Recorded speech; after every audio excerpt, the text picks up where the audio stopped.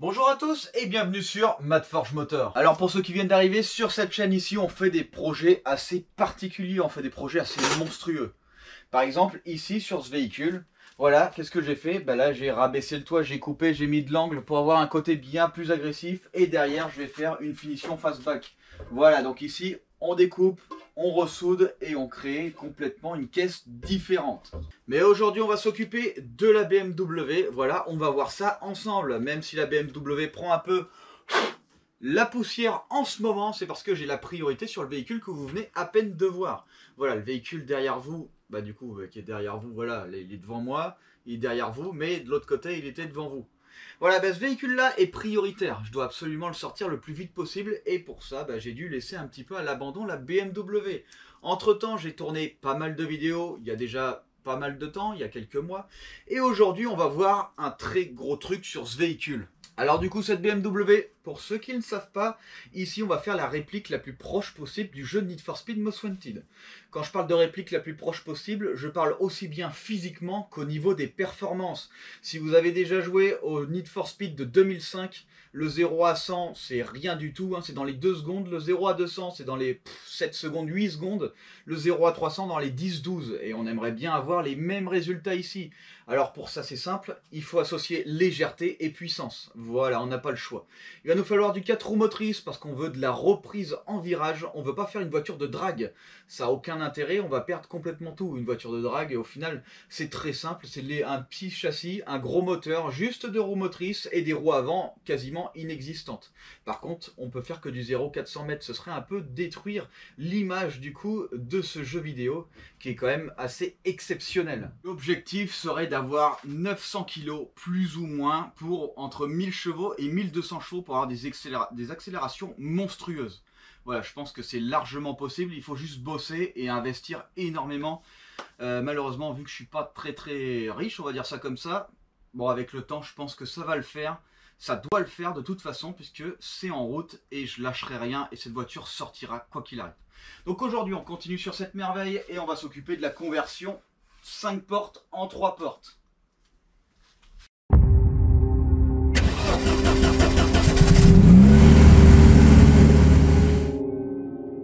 Ça, c'est comme elle est en ce moment. Voilà. Donc 2 portes avec un montant central. Il faut passer ça en 3 portes. Donc en fait, ça va être extrêmement facile. Je vais vous expliquer, vous allez voir, c'est très simple. Déjà, ici, il va falloir souder tout ça. Voilà. On va souder tout le montant de la porte. Jusqu'ici. Pas avec le bas. Ensuite, ici, il va falloir faire pareil. On va tout souder.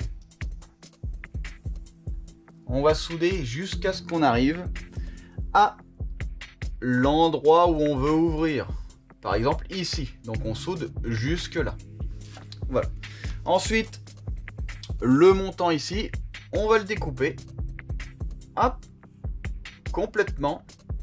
Et on va venir le ressouder là. On va faire exactement la même plaque, la même dimension. Comme ça, on va pouvoir intervertir les plaques. Et après, ici, il faudra l'effacer. Voilà.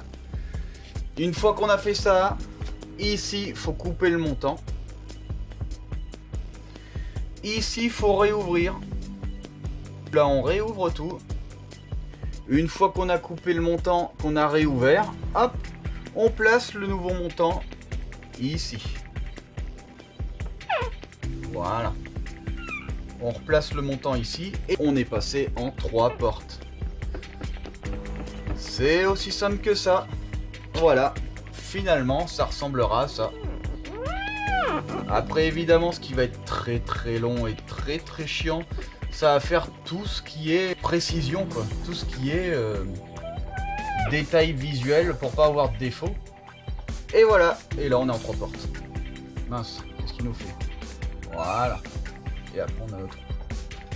Voilà comment on passe en 3 portes. Par contre ici il me faut la bonne longueur, il me faut la bonne courbure. Il faudra que je regarde un petit peu. Et pareil pour le montant. On verra un petit peu, soit on remet le montant qui était ici, on le découpe, on le refout là, soit je referai un montant spécial. Mais vous voyez comme quoi c'est pas si compliqué que ça. Et évidemment ici il faut que je mette une plaque triangle plate pour pouvoir accueillir le rétroviseur. Et voilà, fini. Alors, comme je vous dis, on va souder ici, tout le long, et là, pour tout effacer. Il va falloir que je détermine évidemment une longueur de portière pour pouvoir découper au bon endroit et ici souder jusqu'au bout. Donc ce qu'il va falloir faire en priorité, ça va être de poncer l'acier pour qu'il puisse être soudable. Ce que j'espère, c'est que là on est très large. J'espère pouvoir relier les deux parce que malheureusement je peux pas placer de plaque derrière. Non, je peux pas trop. C'est vrai que ça aurait été bien de pouvoir mettre une plaque entre les deux portières qui fait que en fait elles se rejoignent vraiment en contact, et le fait qu'elles soient en contact, ben, je puisse souder correctement. Là malheureusement je peux pas vraiment. Donc là ce qui me reste à faire c'est juste poncer et après rattraper les deux en soudant pour combler le trou. Et là ça va être pareil, ça va être extrêmement long mais malheureusement j'ai pas trop le choix.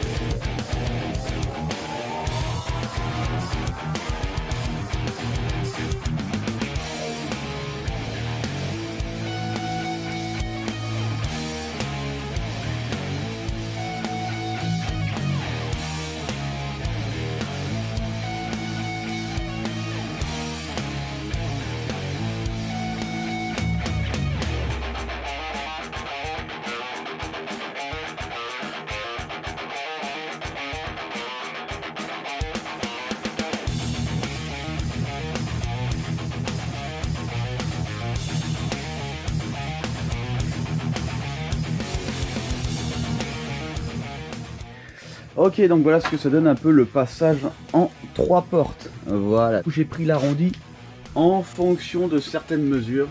Alors comment j'ai fait ça? J'ai pris une M3 de côté sur Google Images. Je l'ai mis sur Photoshop. Je l'ai agrandi un peu. Et après j'ai mesuré directement sur mon ordinateur. En fait j'ai mesuré de l'entrée de roue à l'autre. J'ai mesuré ici à là et j'ai fait une conversion directement à l'échelle. Et en faisant une conversion à l'échelle, j'ai trouvé exactement les bonnes dimensions. Voilà. Ici, on a les dimensions qui correspondent à la M3. Et hop, on est passé en 3 portes. Alors évidemment, il va falloir un petit peu faire les détails. Voilà, ici par exemple il va falloir que je crée une pièce complètement. Ici j'ai eu du mal à la mettre parce qu'en fait dedans, derrière il y a les charnières. Du coup j'ai dû réouvrir l'intérieur pour pouvoir installer cette pièce là. Alors pourquoi j'ai ouvert autant alors que j'avais besoin que de cette partie là? Et ben en fait c'est très simple parce que ça et ça faut l'éliminer. Ce sont des trous, voilà, il faut les éliminer. Et le plus simple c'est de créer réellement une pièce entière que je vais pouvoir remettre et que je vais pouvoir ressouder ici. Et là il faudra que je fasse exactement la même chose, que je découpe, que je refasse la même pièce que là, hop, et que je vienne la souder ici. Et après je ferai un montant central. Voilà, c'est aussi simple que ça. Donc là la portière, eh ben, elle est en un seul bloc. Et on n'a absolument aucun souci. Il faudra juste s'occuper des réajustements. Voilà. Donc ça va pas être bien compliqué, hein. Il n'y a que ici où hop, ça a un peu gondolé avec la chaleur. Il faudra juste couper ici pour venir rattraper cet arrondi. Et après, évidemment, il faudra faire des ajustements pour que ce soit bien lisse et qu'on ait le même écartement. Donc là, on est vraiment pas trop mal, hein. Voilà, on est aligné. On a l'emplacement de la poignée. Ce sera une poignée de tirage, mais ce sera pas une poignée où il y aura un système de verrouillage, je pense pas. Enfin, ça après, évidemment, on verra après. Voilà, mais en tout cas déjà on a fait la conversion et mine de rien c'est pas si mal que ça. Alors c'est sûr, hein, vu comme ça paraît horrible parce qu'il n'y a rien qui est terminé, mais une fois que ce sera terminé vous verrez, on aura l'impression que c'est une vraie 3 portes. Voilà, dans cette première partie on a commencé déjà à passer en 3 portes. Évidemment ce n'est pas terminé. Voilà, les portières, il reste encore à reboucher quelques endroits, il reste encore du coup à faire les finitions. Alors pour la deuxième portière, on verra, ce sera la prochaine fois. On fera exactement la même chose, sauf qu'on finira pas les finitions. Les finitions sont au final plus simples à faire quand les portières sont déposées. Une fois que les portières seront déposées, ce qu'on fera, c'est qu'on fera un moulage directement des portières pour voir un petit peu quel résultat on a. Ensuite, on essaiera de les mettre en place pour voir un petit peu ce que ça donne. Et je pense que ça va vraiment être pas mal. À l'heure qu'il est, je vais pas avoir beaucoup plus avancé que ce que vous allez voir aujourd'hui. On va quand même voir après le dépose des pare-brises avec un outil très particulier. Voilà, mais par contre le moulage des portières, ça on verra bien plus tard. Comme je vous le dis, il y a ce véhicule qui est prioritaire, voilà, mais au final il avance plutôt très vite. Donc ça peut arriver très vite que je reprenne la BMW. Il va falloir aussi créer les contours d'ailes, ça va tomber aussi parce que j'ai absolument tous les outils pour ça. Toute la voiture sera faite en acier, contour d'aile en acier. J'ai tout l'outillage pour faire quelque chose de très lisse, très propre, très droit. Et quand on moulera ça, on aura un résultat le plus parfait possible. Voilà un petit peu, on a vu la conversion 3 portes qui est pas si compliquée que ça. Au final, il suffit juste de travailler un peu, il faut réfléchir un peu, il ne faut pas couper n'importe où. Une chose importante que je vous ai pas dit, c'est que les portières, quand vous les mettez, il faut absolument garder les joints à l'intérieur pour garder l'alignement des portières. Si vos portières ne sont pas alignées, ben au final, quand vous allez mouler, vous allez voir tout de suite la différence entre les portières. Ce qu'il faut absolument, c'est qu'on ait l'impression que cette voiture, depuis toujours, est en 3 portes. Si cette vidéo vous a plu, surtout, n'hésitez pas à mettre un pouce bleu, n'hésitez pas à partager. Et pour tous ceux à qui vous êtes vraiment intéressés par ce style de projet, ici, on fait des projets monstres, vraiment énormes. Je pense que c'est l'un des plus gros projets qui se fait sur YouTube France. Voilà, j'essaye de taper au maximum de ce que je peux. Malheureusement, mon budget et le fait que je travaille, bah, du coup, me bloque un petit peu. Voilà. J'espère un jour pouvoir travailler non-stop sur ces projets-là, faire d'autres projets encore, parce qu'il y en a encore masse qui arrive. On a un concept car à créer encore, on a encore pas mal de trucs, j'ai encore déjà plein d'idées pour la suite. juste après la BMW évidemment et le projet spécial. Voilà, donc pour tous ceux à qui vous êtes intéressés, surtout n'hésitez pas à venir vous abonner sur Matt Forge Motor.